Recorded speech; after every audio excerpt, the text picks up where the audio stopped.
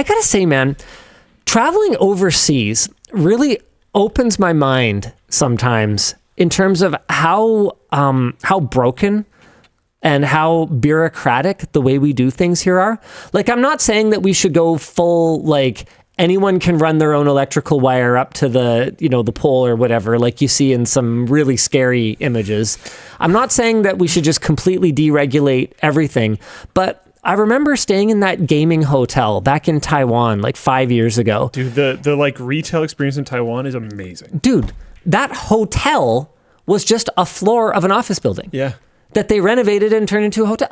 Why does a hotel have to be in its own dedicated giant building that's zoned hotel and only hotel?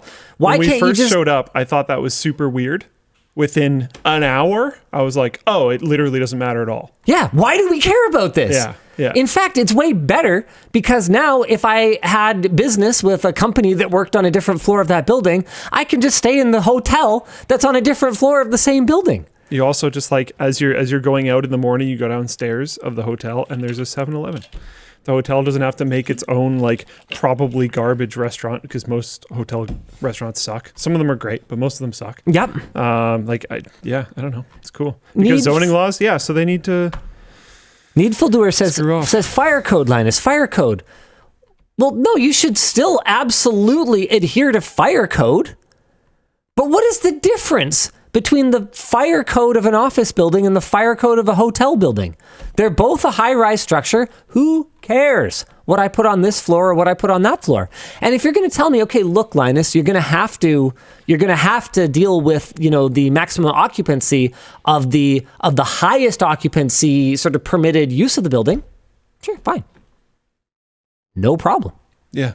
But why do we have this extremely rigid approach to things? Why is it that the second Apple opened up these experience stores, every retailer and their dog is sitting here going, okay, how do I use the square footage that I have in my location in the least efficient way possible? Like, I've told you about my game that I like playing at airports, right? You don't know about my airport game? You probably have, but I can't think of it off the top of my head. This is okay, it's less fun these days now that I have played it enough that I have some idea. But I had this game that I invented for myself back when I used to fly a lot. Yeah. And I called it, How Much Does That Cost? Oh, yes. Okay. Or that costs how much? That's what I used to call it. That costs how much? So what I would do is I would walk around and there's an airport in, is it Beijing, Shanghai? I don't know, Shenzhen, whatever. One of the big Chinese airports has a mall behind it. Have you been to Tuason Mills? Like the big mall in Tawasin. I've seen pictures of it. Okay, so one of the Chinese airports, can't remember which one, has a mall behind security. You literally cannot access this shopping mall unless you have an aircraft ticket and you have gone through security. I swear to God, that's pretty wild. It's like bigger than Tawasin Mills. It is freaking enormous. To be fair, I'm assuming an incredible amount of people go through there every day.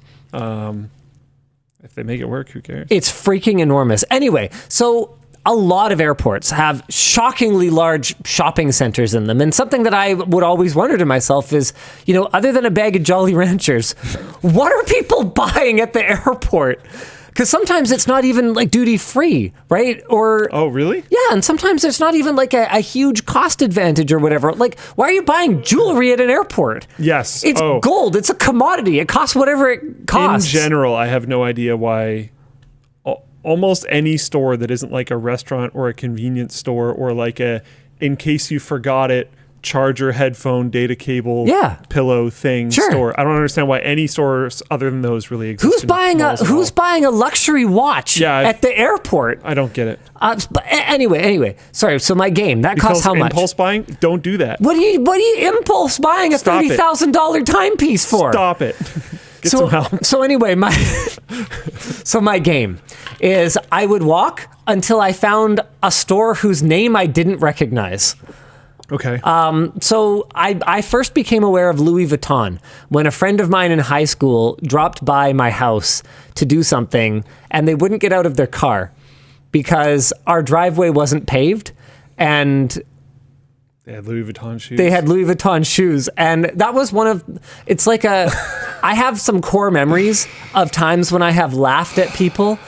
Like, not like, haha, you idiot, but just like I couldn't stop laughing, and it was at a person over the just utterly ridiculous way that they were behaving. One of the other times was when someone explained to me the concept of a LAN party, which I have now come around to. But as a normie, it was pretty funny. I'm sorry, you all get your computers. You set them all up next to each other. That in hindsight is hilarious. It is. It's ridiculous. You run them now. You network them all together. Oh no, I don't mean that part. I mean you laughing at them is hilarious. Is there any grass to touch? Wait, how early were you a computer nerd? At what age did you not know when you were laughing at people for this? Dude, I was in like grade 10. When did you get into computers? This was the summer after grade 10. I didn't get into computers till like after you, even though I'm years older than you. Huh. Dude, we've been through this. My memory sucks. like, I liked playing video games, but the concept of me and a bunch of like sweaty freaking guys networked together in a room playing games, I was like, that's what you did for your birthday party? Don't you have laser tag? Do you not play paintball? Meanwhile, that's like every birthday party I had after I was like 14 or something. Yeah, exactly, right? So that was one of them. And then one of the other ones that sticks out in my mind is the time that Buddy wouldn't get out of his car at my house because he was afraid of getting his Louis Vuitton shoes dirty. He was like, they're Louis Vuitton. I'm like, what does that even mean? What's a Louis Vuitton? And why would I care? Is that like Nike or whatever? He's like, these are $1,300 shoes or whatever. And like, I lost it. I was like, I'm sorry. I thought the function of shoes is to keep your feet from getting dirty, but you can't even walk with them. Like, what? What's the point of them? You can't even walk on something. Anyway, he was not impressed. That's pretty amazing. We haven't been in touch since high school. The point is, I recognize that, like I recognize, like some of the the more mainstream. But dude, I promise you, as someone who's not into the world of high fashion, if you were to go to one of those like luxury malls, you probably wouldn't even recognize the names of over half. No, I know. Over half of these stores. And even just walking through the airport, I find new ones basically every time. Yeah, so the game is you have to go to one you don't recognize, and then you have to, usually it's best if you're with someone, you have to play Price is Right rules, and you have to try to guess how much it costs without going over. And I swear to God, it's practically impossible. You're just never going to go over. No. Oh, you can. But it's so hard because the difference between a $2,000 sneaker and a $4,000 sneaker is not evident to me. There was a bunch of Italian super luxury brands that just got brutally ousted. I don't know if you saw this. I hope I didn't get any of this wrong. It's not in the doc, but there was like a raid on a manufacturing place somewhere in Italy, I believe it was because they wanted to be able to keep saying that their stuff was made in Italy. Yeah. But they wanted to be able to get it made for cheaper. So they were basically running like a sweatshop, but in Italy. And they found like in the raid, it came out like what the actual materials that were used and stuff, because there was like I believe there was some form of legal process. So certain documents were revealed to the public. It's like insane. Like, I don't know, like $20,000 purse, $40 of leather type situation. Well, yeah. I think it was 50,000% markups, dude, and stuff. A cow is a fucking cow. Details. A cow's a cow. Like having spent some time now in the apparel industry, I can tell you guys, it doesn't cost that much more to make a high quality. I mean, look, actually, I wanted to talk about this week. We won the overall highest grade on Project Farm's YouTuber merch t-shirt test. Yeah, that was cool. So we didn't come out on top in terms of what were the two categories, comfort or durability. We weren't the softest. That was one of the big knocks against us for comfort.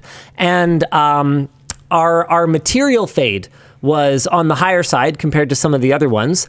But I mean, I could talk for a very long time about the trade-offs that exist. So softness can often come at the cost of more pilling. Yeah. And Todd We did really well on pilling. notice that we Yeah. don't have a lot of pilling. There's reasons why we do the things that we do.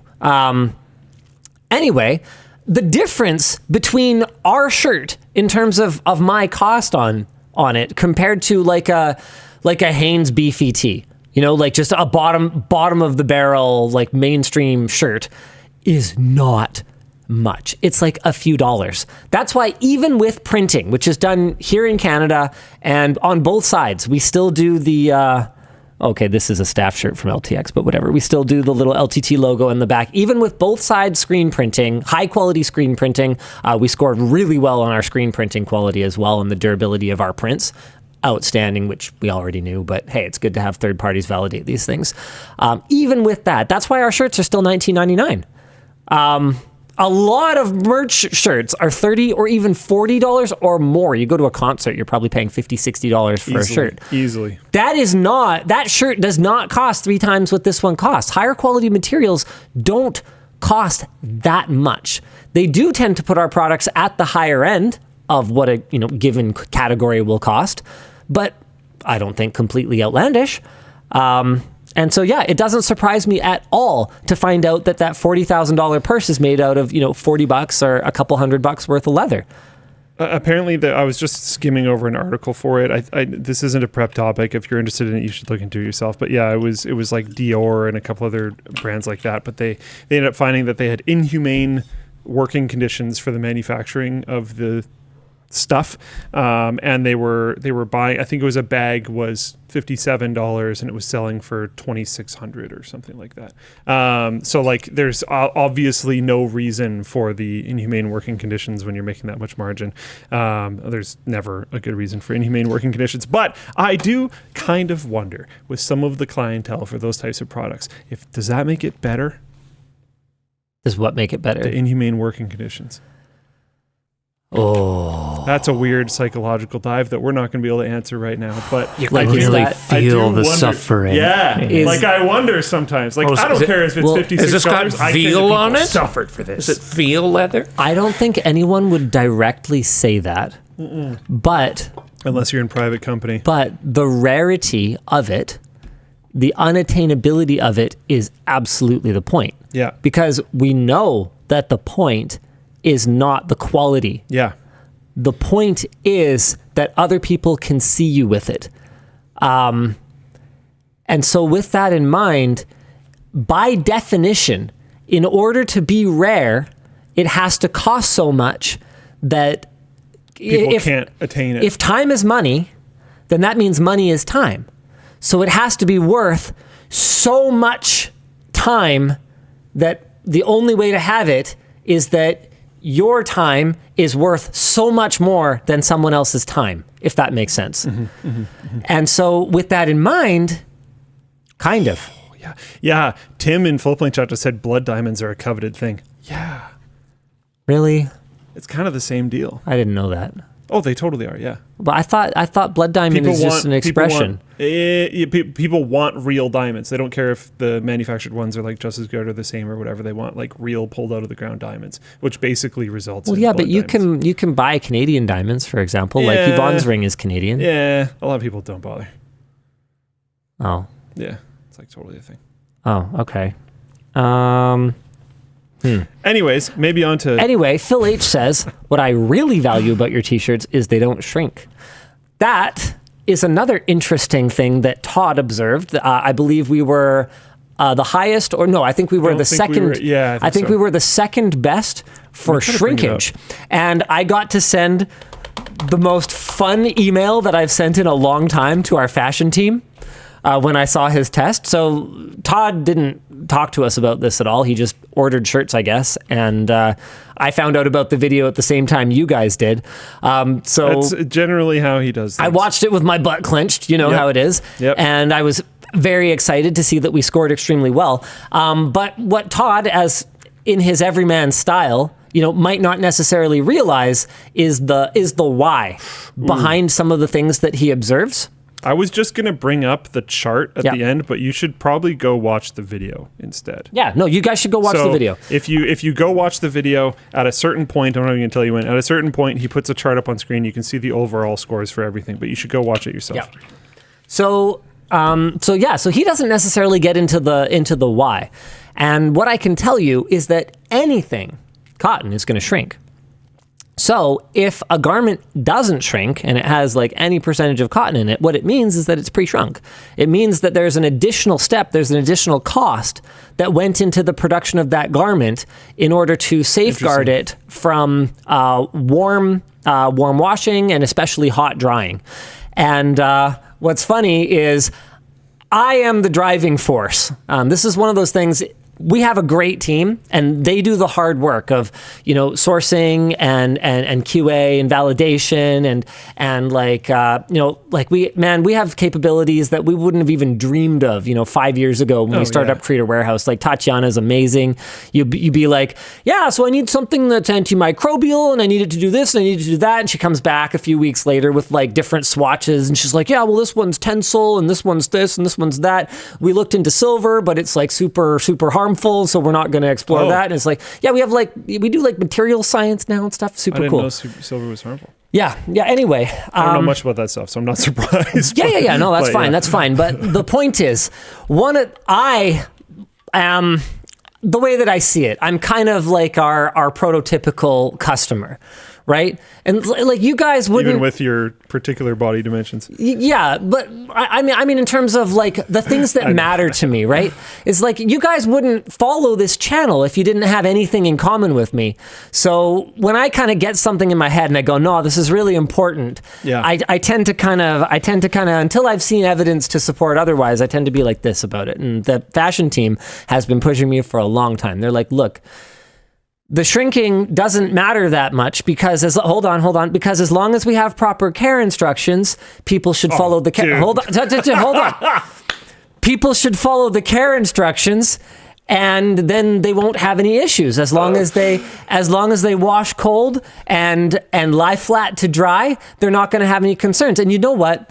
We will do garments occasionally that really do need to be treated. But hold, please. We will do garments occasionally if there's a particular reason, there's a particular fit or feel that we're trying for, and there's just absolutely no other way to do it that require proper care. But in general, I always tell the team, I'm like, look, if it can't be hucked into the washer on warm and hucked into the dryer, we can't ship it to our audience. And so I got to send them one of my most fun emails in a long time when I was like, hey, did you guys see we killed it on the shrinking?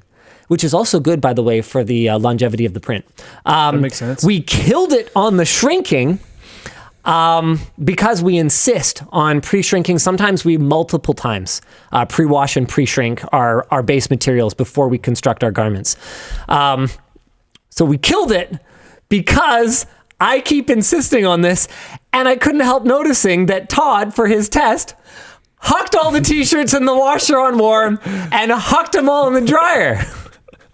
Once again, Linus's laziness saves the day. And I got an immediate email back like, oh, I was cringing so hard watching that.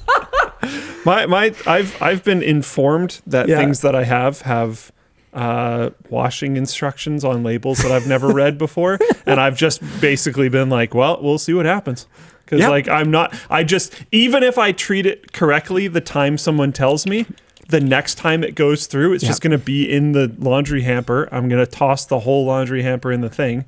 If doing the laundry if doing like a load of laundry, just putting in the washer then putting in the dryer, takes more than just picking up as much clothes as I can and shoving it in all at once, I'm not going to do it. Yep. That's it. Fun2 says, Linus so proud, stingy rules. This is not stinginess. We pay extra to make sure that our garments can handle being treated the way that I treat my garments. Because he knows a lot of the audience is probably going to treat it that way.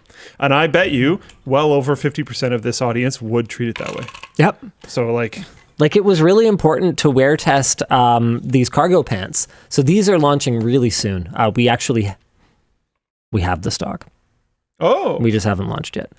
These are launching really soon. I'm really excited. But one of the things that we wanted to see, because they will fade, this material will fade, but we wanted to make sure that they were going to fade with like a nice patina. Sure. So Tynan's been wearing them constantly. Andrew has been wearing them constantly. I've been wearing them constantly. We've been beating the crap out of these cargo pants. And there's a few things we found, like the magnet for the flap detached in mine, so we made sure we reinforced that. That's why you got to wear test. Yep. That's why if you are a company leader and you don't use your company's products, you're flying blind. Yeah. You're absolutely flying blind, because the people who are going to notice these problems, they don't have the voice to affect change. You got to notice them for yourself.